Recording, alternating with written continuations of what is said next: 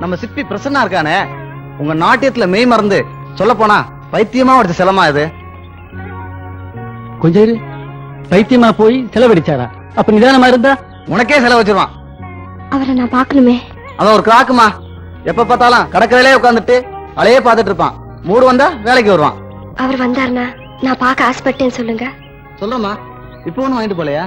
சிலையை வாங்கத்தான் வந்தேன். ஆனா ஒரு நல்ல இதயம் உள்ள ஒருத்தர் பத்தி தெரிஞ்சுக்கிட்டதுக்கு அப்புறம் சிலையை வாங்க விரும்பல. அவர் முகத்தை பார்க்க ஆசைப்படுறேன்.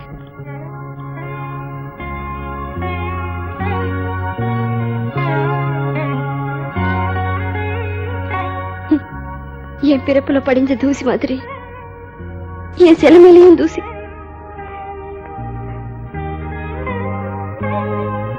உன்னையும் விலை கேட்பாங்கல்ல?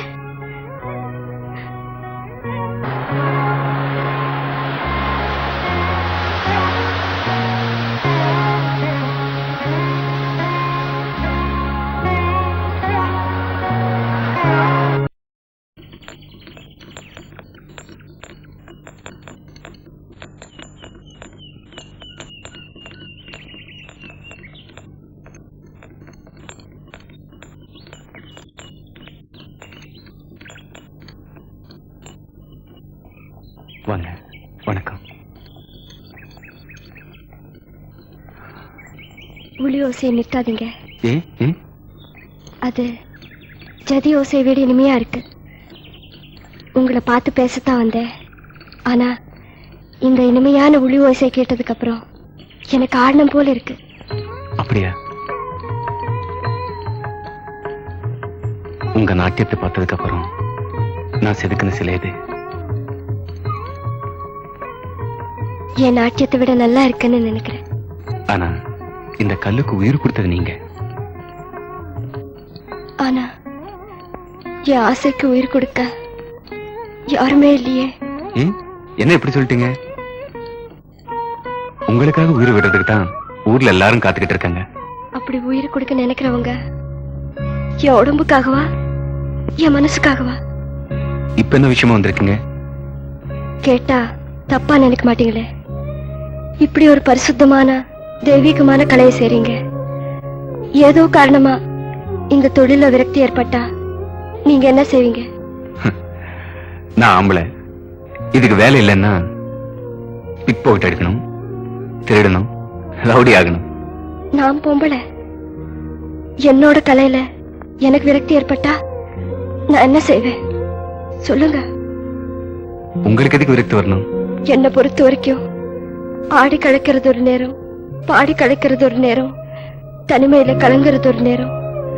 அந்த தனிமையை மொத்தவங்க விலைக்கு வாங்க நினைக்கும் போது கண்ணீர் வெடிக்கிறது முழு நேரம்.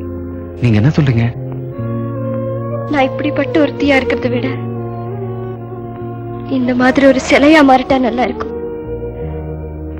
அதுவும் உங்க கையால. நான் கோயிலை நம்பி வாழ்ந்துகிட்டு இருக்கேன், நீங்க சிலைய நம்பி வாழ்ந்துகிட்டு இருக்கீங்க. ஆனா இதயத்தை நம்பி வாழணும், அதான் என்னோட ஆசை, என்னோட ஏக்கம்.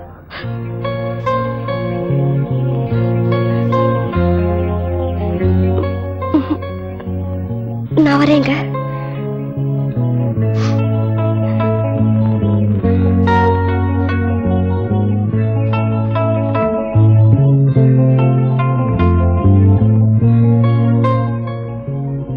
என்னங்க வெக்கம் இல்லாம கேக்குறேன்னு நினைக்காதீங்க.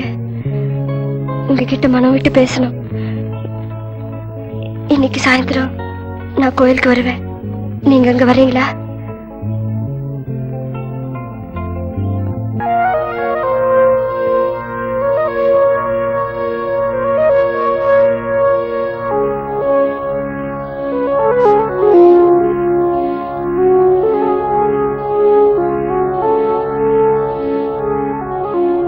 என்ன மாதிரி ஜாதியில பிறந்தவளுக்கும் வெள்ளை சக்கரைக்கும் ஒருத்துமே உண்டு. ரெண்டு பேரை சுத்தியும் இரும்பு முய்க்கும் சுயநலத்துக்காக. ஆனா நல்ல மனசுள்ளவங்க முய்க்கிறது இல்ல. இன்னைக்கு என்ன விலை கொடுத்து வாங்கறதுக்கு நிறைய பேர் இருக்காங்க.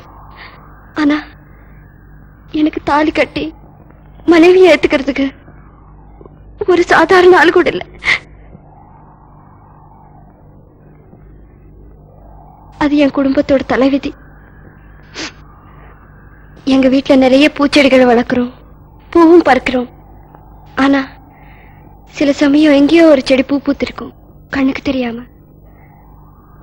அந்த மாதிரி பூவாதான் உங்களை பாக்குறேன். சுயநலம் இல்லாத பரிசுத்தமான அந்த பூவைத்தான் என் தலையில சுடிக்க ஆசைப்படுறேன். நீங்க சொல்றது எனக்கு ஒண்ணும் புரியல.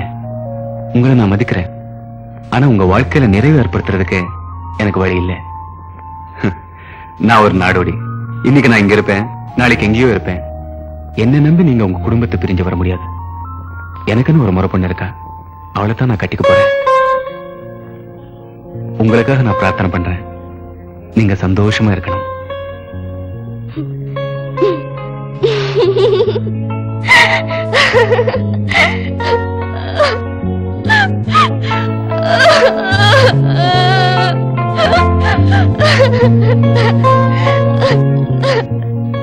நான் சந்தோஷமா இருக்கிற மாதிரி நீங்க ஒரு சேலை கூட பண்ண முடியாது. ஆனா ஒண்ணு மட்டும் சொல்றேன், என்ன இந்த அளவுக்கு மதிச்சு மரியாதை கொடுத்த ஒரே ஆம்பளை நீங்க தான். கடைசி வரைக்கும் உங்களையே கணவரா நினைச்சு மானசீகமா வாழ்ந்துட்டு செத்துடுறேன். இதுக்காவது அனுமதி கொடுப்பீங்களா? சொல்லுங்க.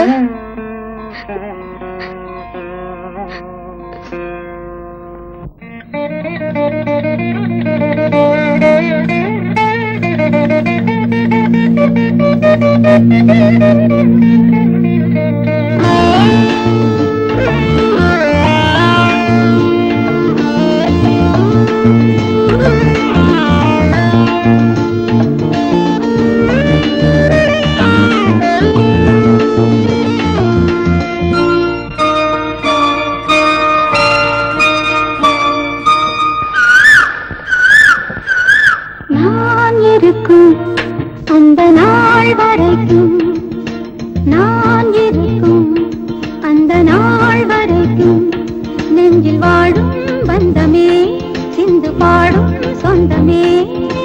வான் வரைக்கும் எண்ணமும் பறக்கும், நான் இருக்கும் அந்த நாள் வரைக்கும்.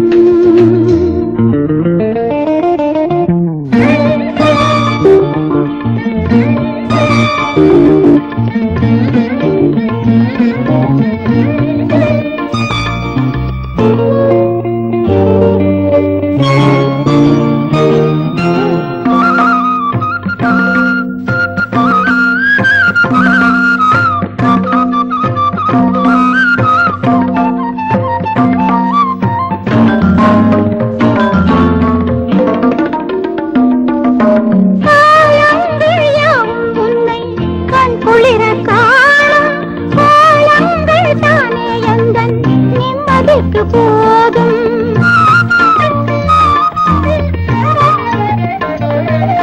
காலங்கள் யாவும் உன்னை கண் குளிர காணும், காலங்கள் தானே எந்தன் நிம்மதிக்கு போதும். நீ வாழும் இதயம் முழுதும் ஏக்கங்கள்